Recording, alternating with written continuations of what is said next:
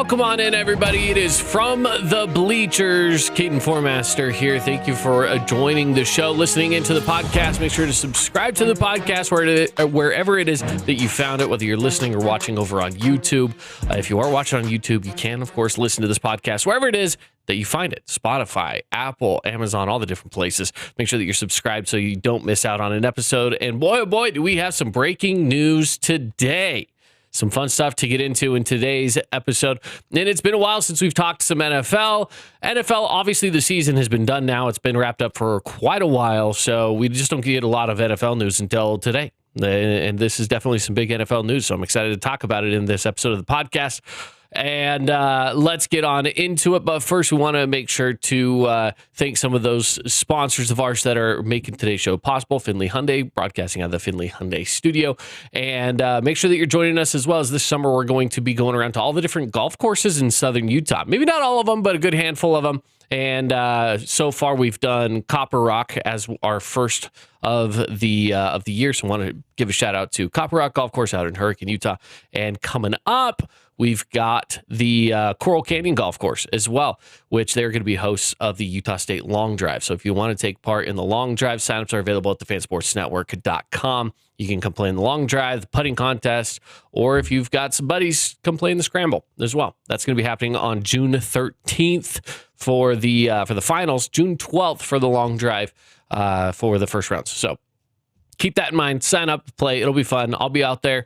For sure on Saturday, I'll be out there with the Scramble. Maybe I'll try to get out there on Friday. Just kind of depends on how the rest of my schedule looks, how my day looks, but that's the plan, is to get out there. It'll be fun. It'll be a good time. All right, let's get into the breaking news of the day. The breaking news is that there's a massive trade between the Los Angeles Rams and the Cleveland Browns. Cleveland Browns are going to be sending Myles Garrett to Los Angeles, and the Rams are going to be sending Jared Verse back to Cleveland. So a little swap of defensive ends. Now, I will say this, Cleveland is not just getting Jared Verse. They are also going to be receiving a 2027 first-round draft pick, a 2028 second-round pick, and a 2029 third-round pick. That's what I'm seeing up to this point. Now, this is not the first time that we have seen the Rams be a part of trades where it feels like it's win now. We saw Matt Stafford, Jared Goff, and I think that's probably the main trade that everyone thinks of when you look at trades like this, to just say, man, you trade one guy that's ready now for your entire future and hope that it works out. And I will say, this doesn't feel like the entire future here in this trade. It's a little bit different. But obviously, it's built the Lions into an NFC contender. So big thanks for those picks from the Rams, because the Lions are loving it right now. They have some great assets that have come from those picks. But you look at what Myles Garrett brings to this team, and it is a win-now mentality. I mean, this guy is two-time Defensive Player of the Year. He just had a 23-sack season last year. Not to say that Jared Verse is bad by any means. He was 2024 Defensive Rookie of the Year. He was a Pro Bowler in his first two seasons. So you're trading really, really, really good for really good. I mean, that's kind of the trade-off. And you're hoping, if you're the Cleveland Browns, that Jared Verse turns into what Myles Garrett is now. In some ways, this could be looked at as a win-win. I think it's for sure a win for LA. Myles Garrett's phenomenal. He's the best defensive player in the league. That, to me, is not a question. Myles Garrett being on the Los Angeles Rams is a big win for them, especially in a division that is as strong as the one that they're in.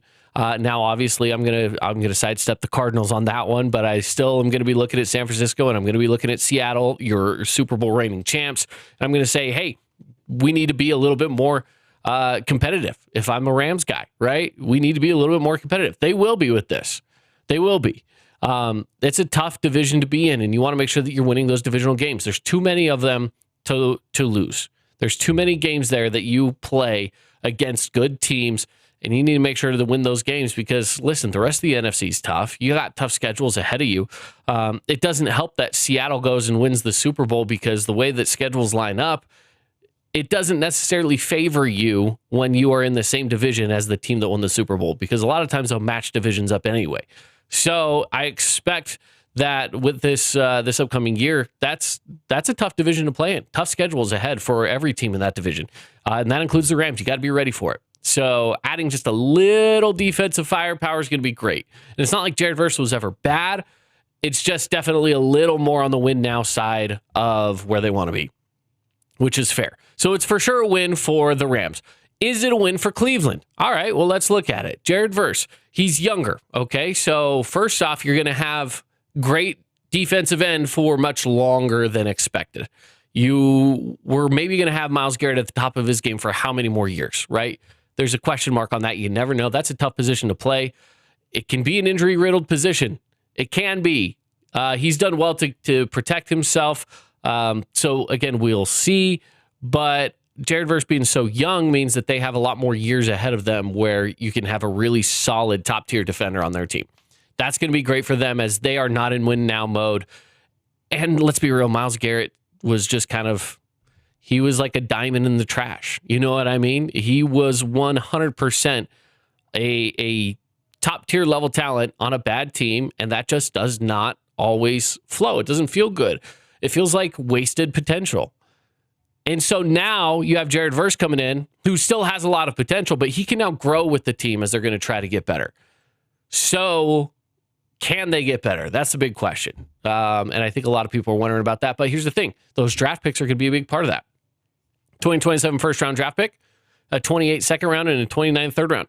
Those aren't bad picks.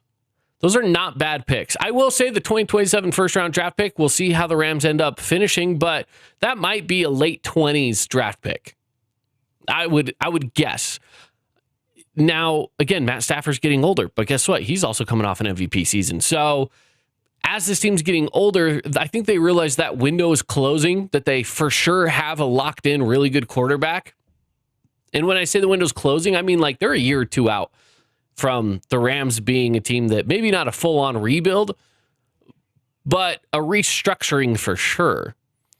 And so, yes, they're going to be good, but I look at those picks that they're going to be giving over to Cleveland, and that first pick in the first round, again, that's going to be a late-round draft pick. It doesn't necessarily hurt to get rid of that one. First-round picks are great to have, but it doesn't hurt LA to get rid of it. And it doesn't necessarily completely help Cleveland, but it's not bad. It's not bad. The fact that they went first round first, second round second, third round, whatever, that hopefully opens it up for the Rams that if they do have to enter a full rebuild in 2 or 3 years from now, if things start to go downhill quicker for Stafford than they may seem, then at least they still have some of their first and second round picks because, get to 2029, the only one he gave out was a third. So that's not too bad. That's not too bad when you look at it from that perspective. It still is mortgaging your future, though. There's still not a ton of picks left in the bank for the Rams, as they always just seem to do this. But again, it's win now. I think they still want to try to go out there and win a Super Bowl in the next couple of years with Stafford, get him his second ring, and we'll see. We'll see. For Cleveland, again, it's a rebuild. This is all part of this rebuilding process. They drafted 2 quarterbacks this last year. Which one's going to be the one to stick around? Is it either of them? Who knows? Dylan Gabriel, Shador Sanders, obviously fighting for that spot. So they've already got that part of it to deal with. The whole Deshaun Watson saga with how much money they gave him was just an absolute disaster. They still have a long ways to go. They've got to clean things up. They've still got a lot to do in Cleveland. But I think it could be a win. I'm not going to give them a full win yet, but I'm just saying the potential is there that this might not be the worst thing. I still don't see a Super Bowl ending up in Cleveland anytime soon. I really don't. I don't see it happening at all in the next, I don't even know. I would say best case scenario, I still give them 5 years. To me, that just feels ridiculous to even think Cleveland will win a Super Bowl. I'm sorry, Cleveland fans, but it feels weird. I don't want to say that they're going to be a Super Bowl team. I'm just saying best case scenario, if they were to build this team perfectly, that's your time frame. And football's weird. You know what? Football can be a year to year. You could go worst to first. Look at the Patriots. They did it in the AFC. But again, it's easier said than done. It's easier said than done. So what are they going to do? What is Cleveland really going to do? Are they going to bounce into being a top team? No, they're still going to be pretty bottom of the barrel this upcoming season, if I had to guess. We're talking a 6-win team, right? That's my guess. That's where I'd put them. 5 or 6-win team with a lot of prospects ahead. So there's a lot to look forward to for those two programs specifically. But again, you kind of look at the NFL as a whole right now and you think, all right, this is one of the big blockbuster trades for this year. What's next? I feel like we've just gotten started. I mean, we will still see some moves. I can almost guarantee it. But what is it really? What is really going to happen? And again, that's just one of the moves. There's some other things going around too. I mean, we're always going to see some other moves happening. But as of right now, that's kind of been the big one. We've seen some things come out recently. For example, like Russell Wilson, he's going to become a CBS sports analyst. So, congrats to him. We'll see when exactly that's going to happen. But, we're starting to see a changing of the guard in a few different places. And it's just feeling to me like the upcoming NFL season is really going to push that even further than last year did. Last year was the year that we saw it a little bit because, number one, Kansas City Chiefs not even making the playoffs. That was a big deal. That was a huge deal. The fact that we saw two teams with quarterbacks that, yes, you had like the comeback side of it. If you're looking at Seattle and Sam Darnold, like that's going to be the comeback side of it. Then you have the new era of New England with Drake May. You have that side of it. Still two fairly young quarterbacks for the most part that are taking over these programs that historically have been there and have done well. Obviously for Seattle, it was back when Russell Wilson was there, and it was, it was a big deal. The Legion of Boom, all that kind of stuff. But you got to remember that was 2014 was when they won that Super Bowl. Was when they absolutely destroyed Denver. Was that Super Bowl in February of 2014? So it's been a little bit. It's been a little bit since they were extremely successful. Now, they did go back. They lost that Super Bowl the next year. And since then, it's not a dynasty, so I don't want to call it that, but that era, we'll just say, of Seattle is over and done with. They went through the Geno Smith days, and it didn't pan into anything. It didn't work. And immediately after moving on from Geno, you make it to a Super Bowl, you win a Super Bowl. That's great. Is this a brand new era for Seattle? Are they going to be back again? Is it a changing of the guard?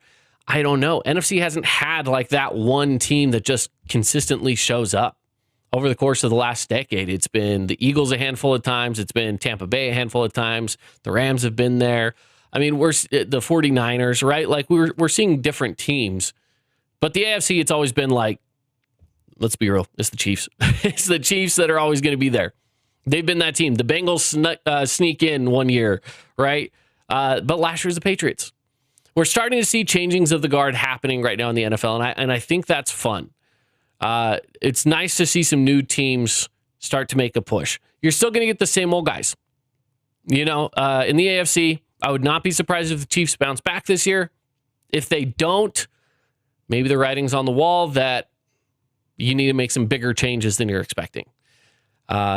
I wouldn't say that that's a Patrick Mahomes issue, although he is still coming off of an injury this year. So that's going to throw a wrench into some things. Potentially going to be ready to go fairly early, but I'm hearing mixed things from that side, from the Kansas City Chiefs.